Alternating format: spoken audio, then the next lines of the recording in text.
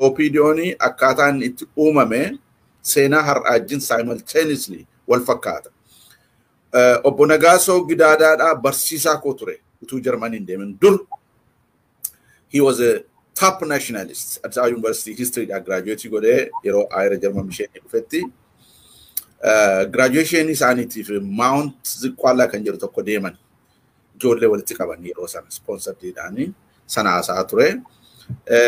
Gaafa sanatti bishaan achirra qabbanaa jira bishaan sana dhugaa jennaan ijoolleen barnootaa bishaan biyya Oromoo keessa jiru hin dhunnu marzii qaba gaallaa agar waan tattaam jedhanii ani garuu nan dhuge hin duune jedhe baay'ee Nagaasoon nama cimaa ture amma Nagaasoon Jarmanii ture Jarmanii keessatti TPLF'n warri sympathizerii achi yeroo jaaramaa turan akkamittiin akka Oromoo irra darbee isinitti barbaademan yaadumsa akka aayidaan isinii galuuf yeroo sanatti the TPLF sympathizer Germany da Europa irra jiranii yeroo TPLF jabeessanii ijaaranitti nama kan akkamittiin qaban kan jedhan waan baay'ee yaalan Nagaasoo said no OLF irratti Dasaatuun Haatimanaasaa she is a nationalist Haatimanaa Tarfaadhaa Adda Tsigeeni isaan kun tiimii oraadhaaf Sudaanitti gargaarsa delivery godhan turan yeroo sana keessa Ishun OLF is jabaachaa deemaa dhufeera. TPLF are well organized. Kanaaf amma Oromoo cabsuudhaaf akkatti godhan strategy banan. Nama kana bira deemanii loobii godhaniiti CV President Itoophiyaa si goona. Power share si ilaanna. OLF kana garuu dadhabsiisuun barbaachisaadha. OLF gaarii miti an OLF jedhe Obbo Nagaasoo. Har'a hin jiru ni lubbuudhaan. Dhugaa seenaan isinitti jira. So maaltu ta'e yeroo sana keessatti?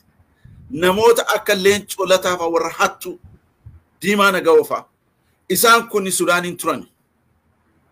Sudaaniin yeroo turanitti qabsoo Oromoo deeggaruutuun ta'ini garaa isaaniif jireenya isaaniif warra achi keessa turan. Nagaasoof Leencoon biyya tokko dhalatan. Adda Dasaatuun akka kana Obbo Tarfaan akka kana nama Dambiroolos jarri kun. Isaan kun garuu Jarmanii irraa gargaarsa waboodhaaf dhaaba adda bilisummaa Oromootiif oraa organized godhe achi geggeessaa turan. Direct fly from German to Sudan waan akkas akkasii ture. Amma Leencoo Lataa maal gooti gargaarsi kana hundumtu ajaja kootiin ta'a malee hin ta'u. Nagaasoo fi Leencoo giddu konfliktii kanatu uumame.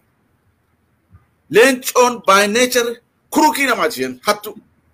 Inna aanaa kan hundumaa ajjeesuuf fayyisuu danda'u. Ajaja koo malee hin ta'u kan jedhu kanarratti konfliktiin uumame gaafa konfliktiin uumamu jibbaaf rakkoo Leencoof Nagaasoo gidduutti uumame Nagaasooni TPLF keessa gale. TPLF keessa gale maaltu ta'e? Waraana xinnoo jirtu iyyuu kan adda bilisummaa Oromoo ajajuu hin dandeenye. The TPLFs are welcoming him. Warri bakkee jiranis warri biyyaa operation kana geggeessanii maal godhanii isa top head of OPDO godhanii ijaaraniitu waraana nu bira jiru sana ajajjaa.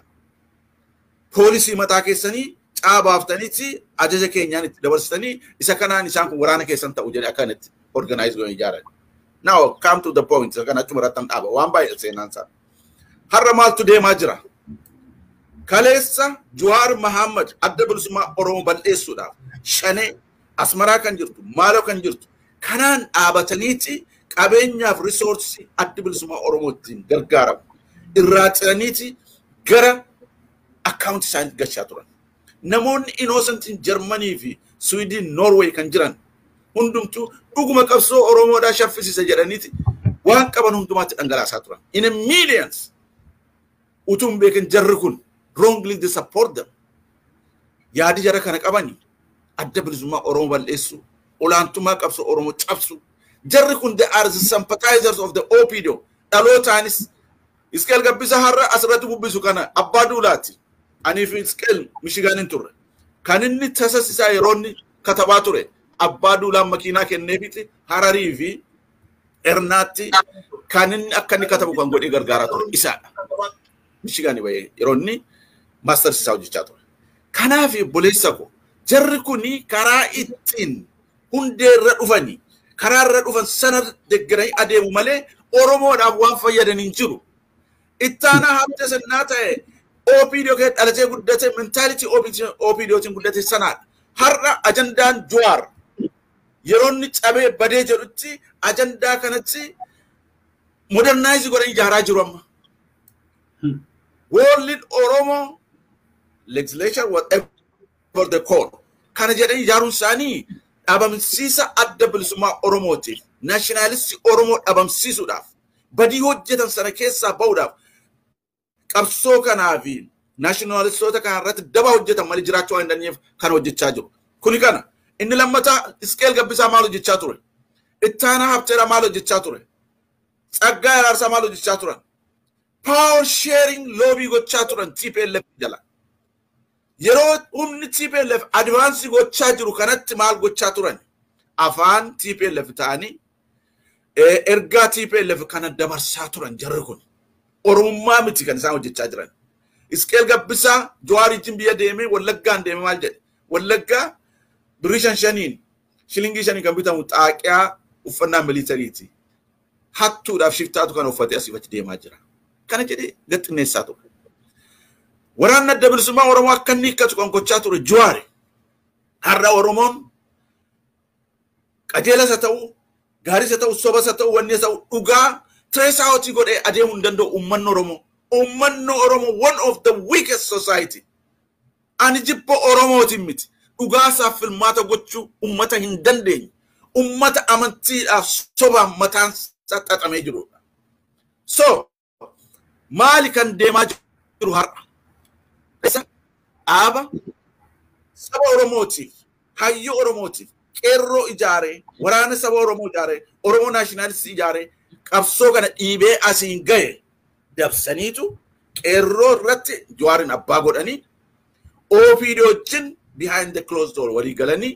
addi bilisummaa Oromoo akka inni biyyatti hin galleefi kan irratti shira hojjetanii dhiibbaa uummanni Oromoo godheen addi bilisummaa Oromoo biyyatti galee jechaa kana keessatti immoo maaltu ta'e dhaaba kana cabsu bal'eessu waraana bal'eessu kan hojjechaa turan har'a ija isaanii cufatanii warri har'a Jawaar hiikamu Jawaar akkasa ta'u kan jira hundumtuu maal namni kun hojjete badin hojjete dubartii ulfi karaa irratti snaayiperiin duute ijoolleen ola deemtu karaa irratti ajjeefamaa jirtu eenyu dubbii kana kan fide badii kana kan hojjete eenyu kan jedhu gargar baasanii ilaalan har'allee wish dream prime minister Ethiopia akka Jawaar ta'u sanarrattidha alaabaa adda bilisummaa Oromoo uffatanii kan demonstreetii godhan amma gaagara pointii gootenaan walitti qabeessitti dubbachuu barbaade maaliin Isqeel Gabbisaatii fi Ittaanaa Habteefaa warri kana fakkaatanii in a millions horii guuranii dhaaba isaanii OMN'n waan baay'ee jireenya gaarii hojjechaa sun daa'iroo harkatti badi har'a TPLF wajjin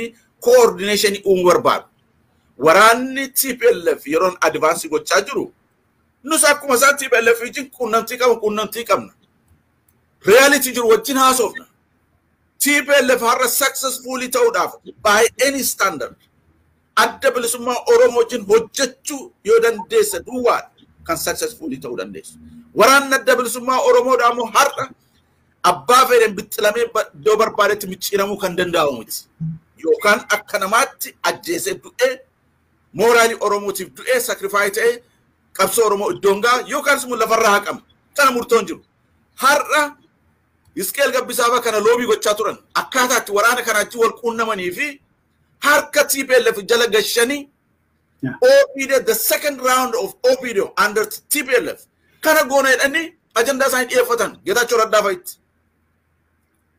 kana yeroo godhanitti Geetaachoo Raddaa he was responding them haalli ta'u hundumaa mistaking kanaan dura ta'e hundumtuu officially we are totally convinced mistake hojjenneera lammata garuu OPD hin uummanni Oromoo waraanni kun kan saba Oromooti qabsoon kun addunyaa irratti kan beekame waraanni adda bilisummaa Oromoo organization OLF addunyaa irratti kan beekameedha the only option sana keessa galtanii wal jabeessitanii wal wajjin hojjennee lafa geenyu geenya jennaani no isaan rakkoo mataa isaanii qabu jarri kun Isaadhaaf Isqeel Jawaar Mahammad fa no qofaatti ijaarreeti kana goone easy dha nuuf akka barbaanne wanti gochuudhaaf garuu isini siyaasaaf resource nu barbaachisu bichaa nu wanni ta'a kanaaf har'a waraanni sun naadirayyuu waraana qabamee achi jira waraana qabame sana moo hidhachiifneeti advance goona waraana biyya keessa jiru sa bal'eessuu dandeenya Oromoon nu wajjin akka inni deemu gochuu dandeenya soba abdii soba kanatti uumaniiti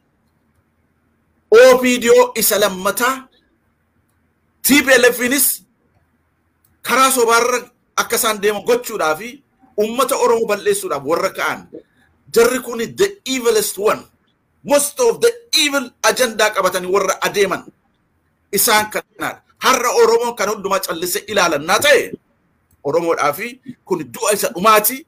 Oromoodhaaf jara kana warra gara biraa utuu ta'e jara kana balleessuun ummanni Oromoo qabeenya isaa itti kennuu miti balleessuudhaaf irratti dammaqee ka'uutu irra jira jedha.